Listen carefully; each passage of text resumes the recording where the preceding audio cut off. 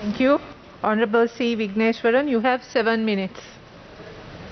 I thank the Chair for giving me this opportunity to take part in this discussion on the policy statement of the President. Much was expected by way of reconciliatory statements from the President vis-à-vis the Tamils. Only advice we got from him was, forget your people, come and join me to do development work. 22 years ago, a person who died on the cross said certain prophetic words.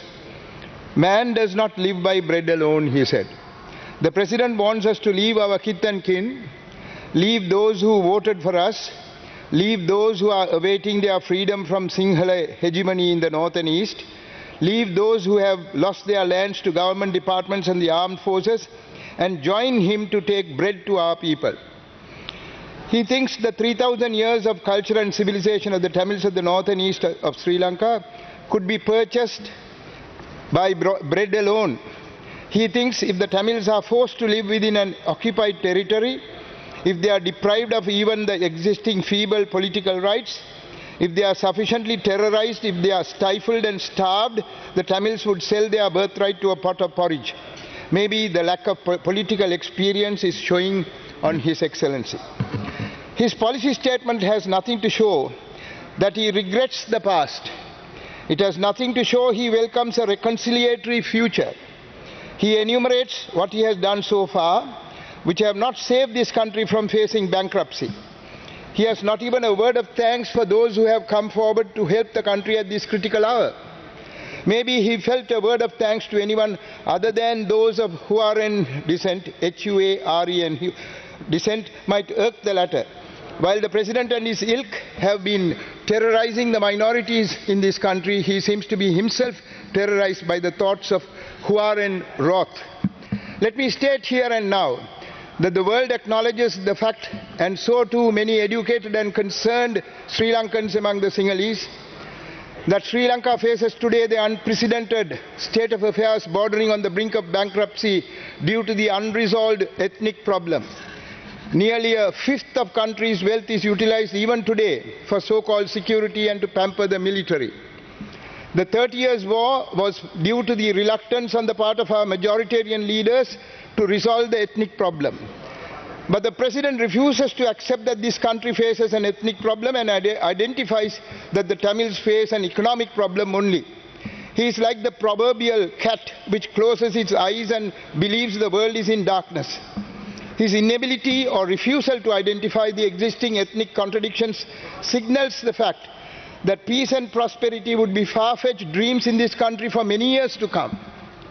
Even a college student would know that this country suffers today due to the unresolved ethnic contradictions. But the President believes by giving some economic sops, the Tamil-speaking people of the north and east would be satisfied. If there is an existing political problem, the most prudent, positive and scientific way would be to identify the problem, study it closely, find out why it cropped up and find an appropriate solution to it. Our beloved President refuses to identify an existing gigantic ethnic problem staring on his face and seeks a solution to a non-existing ethnic economic problem. In this country, the majority community as well as the minority communities both suffer due to the wrong economic policies pursued by successive governments up to now. The Tamil-speaking who are the majority in the north and east suffer as much or more as the Sinhalese and others economically. But they are steadfastly eager for the resolution of their political problem which the President refuses to acknowledge. This does not augur well for the future of this country. There is no doubt that from the time of independence, the Tamil-speaking people of this country have been suffering. Land grabbing in the north and east from even before independence, disenfranchisement of a segment of Tamils who contributed to the prosperity of this country, foisting of the Sinhala language in areas... You have 2 more minutes.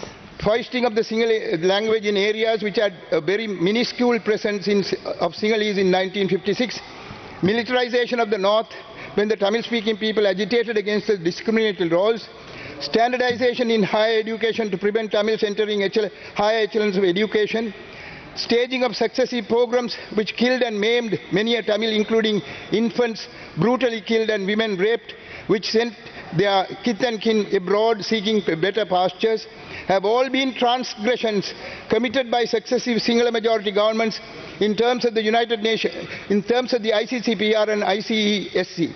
The genocide in Mulliwaikal was a continuation of this process. Still such offences are being perpetrated in the north and east. Land grabbing by government departments with the help of the military without conforming to proper land acquisition procedures in terms of the law, expropriation of resources of north and east through agents and hirelings, displacement of Tamils from their areas of traditional occupation and settlement of people from outside the north and east in those areas, depriving our fishermen from earning their livelihood in their traditional areas, holding over 65,000 acres of state land in the northern province to house a massive military in the area, are all contrary to the provisions of these two covenants. Many such activities still continue. Not wanting to recognize all these activities, calling upon us, the representatives of the Tamils, to join him in furthering economic activities only go to prove that these high-handed activities are certainly going to continue in the north and east, maybe with renewed vigor and vitality. I call upon the international community, including India, to take note of this state of affairs. The President calling upon the elected representatives of the Tamils to sink their ideological differences to join him in economic activities raises many suspicions. Our people have suffered greater economic difficulties in the past, during and after the war.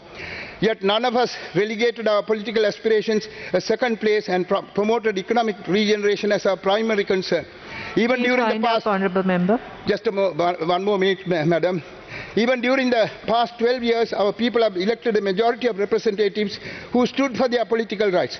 But not recognizing the aspirations of our people, the President has asked us to jettison our political claims and join him in economic activities. In other words, he wants us to act contrary to the aspirations of our people.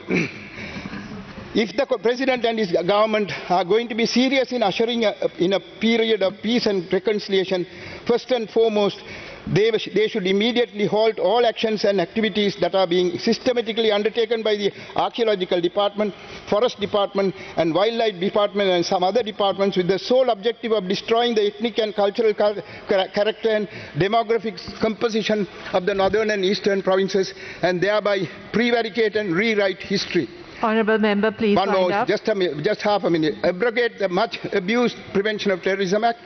Free all Tamil-speaking political prisoners presently behind bars under the provisions of the draconian PTA.